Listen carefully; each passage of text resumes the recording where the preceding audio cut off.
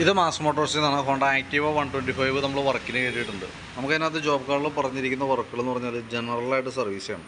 പിന്നെ front fork oil മാർട്ടിനേഴ്സ് പറഞ്ഞിട്ടുണ്ട്, brake checkup front right side front brake checkup പറഞ്ഞിട്ടുണ്ട്. അതേപോലെ തന്നെ എഞ്ചിൻ ഓയിൽ ചെക്ക് ചെയ്തിട്ട് മാറ്റാം, വാട്ടർ സർവീസ് ചെയ്യുക, പൊട്ടൽ സൗണ്ട്, ആക്സിലേറ്റർ കേബിൾ ടൈറ്റ് ഉണ്ട്. പിന്നെ ബാക്ക് ടയർ ക്ലച്ച് സൈഡൊക്കെ ഒന്ന് ചെക്ക് ചെയ്യണേഴ്സ് പറഞ്ഞിട്ടുണ്ട്. അപ്പോൾ നമ്മൾ വണ്ടി ഓടിച്ച് നോക്കി വർക്കിന് കയറ്റിയിട്ടുണ്ട്. അപ്പോൾ നമുക്ക് വണ്ടി ഓടിച്ച് നോക്കുമ്പോൾ തന്നെ കിട്ടിയത് അതിൻ്റെ ആക്സിലേറ്റർ കേബിൾ ടൈറ്റ് ഉണ്ട്, പിന്നെ ക്ലച്ച് സൈഡിൽ നിന്ന് ചെറിയൊരു ജർക്കിങ് വരുന്നുണ്ട്.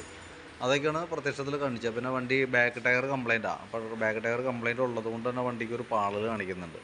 ഇത്രയും കേസാണ് ടെസ്റ്റ് ഡ്രൈവ് നടത്തിയപ്പോൾ നമുക്ക് കിട്ടിയ കംപ്ലൈൻറ്റ്. നമ്മൾ ബാക്ക് വീല് അഴിച്ച ബാക്ക് ബ്രേക്കിൻ്റെ ഭാഗം തുടങ്ങി നമ്മൾ ചെക്ക് ചെയ്യാൻ വേണ്ടി അയച്ചിട്ടുണ്ട്.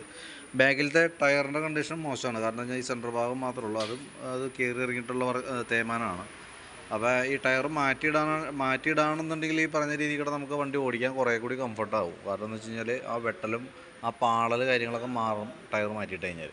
പിന്നെ ബാക്ക് ബ്രേക്ക് ലൈനർ നമ്മൾ ചെക്ക് ചെയ്തു. നിലവിൽ ഇതുമേ കിടക്കുന്ന ലൈനർ കമ്പനി ലൈനറാണ്, കുറേ കൂടി ഉപയോഗിക്കാനുണ്ട്. അപ്പോൾ ബ്രേക്ക് ക്യാമൊക്കെ ഒന്ന് അഴിച്ച് ഗ്രീസ് ചെയ്ത് കഴിഞ്ഞാൽ നമുക്ക് റീസെറ്റ് ആകാം.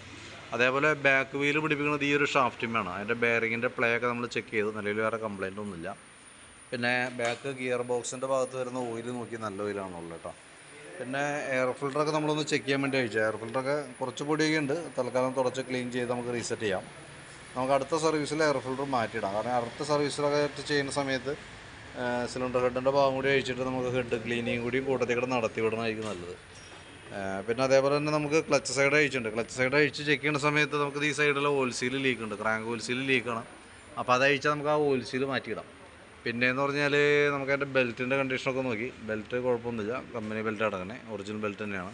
പിന്നെ അതിൻ്റെ ഈ ഉള്ളിൽ തന്നെ ഈ പീസ് സെറ്റ് സ്ലൈഡ് എന്ന് പറഞ്ഞാൽ ഈ പ്ലാസ്റ്റിക്കിൻ്റെ ബുഷ് സെറ്റ് നമുക്കൊന്ന് മാറ്റിയിടണം കേട്ടോ.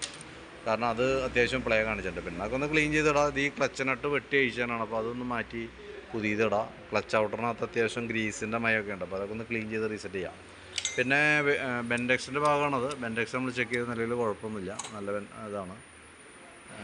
അതൊക്കെയാണ് ക്ലച്ചിൻ്റെ ഭാഗത്ത് വേണ്ടത്. പിന്നെ എഞ്ചിൻ ഹെഡിനകത്തേക്ക് വരുമ്പോഴത്തേക്കും വേറെ പറയത്തക്ക ലീക്കേജ് ഒന്നും പറയാനില്ല. ആക്സിലേറ്ററിൻ്റെ കേബിൾ ചോക്ക് കേബിളും ടൈറ്റ് കാണിക്കുന്നുണ്ട്, ആക്സിലേറ്റർ കേബിളും ടൈറ്റാണ്. അപ്പോൾ 2 കേബിളുകൾ മാറ്റിയിടാം. പിന്നെ ഫ്രണ്ടിലേക്ക് വരുമ്പോൾ ഫ്രണ്ട് ഫോർക്ക് ഓയിൽ മാർനേഴ്സ് പറഞ്ഞിട്ടുണ്ട്. പക്ഷേ ഫ്രണ്ട് ഫോർക്ക് വർക്ക് ചെയ്യണമെന്നൊന്നും യാതൊരു പ്രശ്നമില്ല, ഓയിലിൻ്റെ ലീക്കേജും കാണുന്നില്ല. അപ്പോൾ നമ്മൾ വെറുതെ അത് അഴിക്കേണ്ട ആവശ്യമില്ല. നോക്കിയിട്ട് ആക്ഷനൊന്നും വേറെ പ്രോബ്ലം ഇല്ലാത്ത സ്ഥിതിക്ക് അത് അങ്ങനെ ഓടണം കൊണ്ട് കുഴപ്പമൊന്നുമില്ല കേട്ടോ. പിന്നെ വീൽ ബെയറിംഗ് ചെക്ക് ചെയ്ത് വേറെ കംപ്ലൈൻ്റ് ഒന്നുമില്ല. ബ്രേക്കിൻ്റെ കേബിളുകളായാലും വേറെ കുഴപ്പമൊന്നുമില്ല. 2024 മോഡൽ ബാറ്ററിയാണ് വണ്ടിയിൽ ഇരിക്കണേ. ഞാൻ എൻ്റെ വോൾട്ടൊക്കെ നോക്കി 13 വോൾട്ടർ കാണിക്കുന്നുണ്ട്. ലോഡ് കൊടുക്കുമ്പോൾ 8.82, ഒരല്പം വേരിയേഷൻ തുടങ്ങിയിട്ടുണ്ട്. പിന്നെ ഈ സൈഡിലേക്ക് വരുമ്പോഴത്തേക്കും പൊട്ടല സൗണ്ട് ഈ ഒരു യൂണിറ്റിൻ്റെയാണ്, അതൊന്ന് അഴിച്ച് ക്ലീൻ ചെയ്യണം. എൻ്റെ വാൽവ് ഓപ്പൺ ആയിട്ട് നിൽക്കണം, അപ്പോൾ ഒന്ന് ക്ലീൻ ചെയ്തിട്ട് ഞാൻ ഓക്കെ ആയിക്കോളും. പിന്നെ ഈ സെക്കൻഡറി ഫിൽറ്റർ യൂണിറ്റ് നമുക്ക് മാറ്റിയിടാം. പ്ലഗ് പുതിയത് കിടക്കണേ, കൂട്ടത്തിൽ എഞ്ചിൻ ഓയിലും മാറുന്നുണ്ട്. അപ്പോൾ ഇത്രയാണ് മെയിനായിട്ട് നമ്മൾ ചെയ്യുന്ന വർക്ക് കേട്ടോ. അപ്പോൾ ഞാൻ എൻ്റെ ഒരു ഏകദേശം ഒരു എസ്റ്റിമേറ്റ് ആക്കിയിട്ട് ഡീറ്റെയിൽസ് വാട്സാപ്പിലേക്ക് ഇടാം. വീഡിയോ കണ്ടു കഴിയുമ്പോൾ നോക്കിയിട്ടൊന്ന് റിപ്ലൈ ഇട്ടാൽ മതി കേട്ടോ.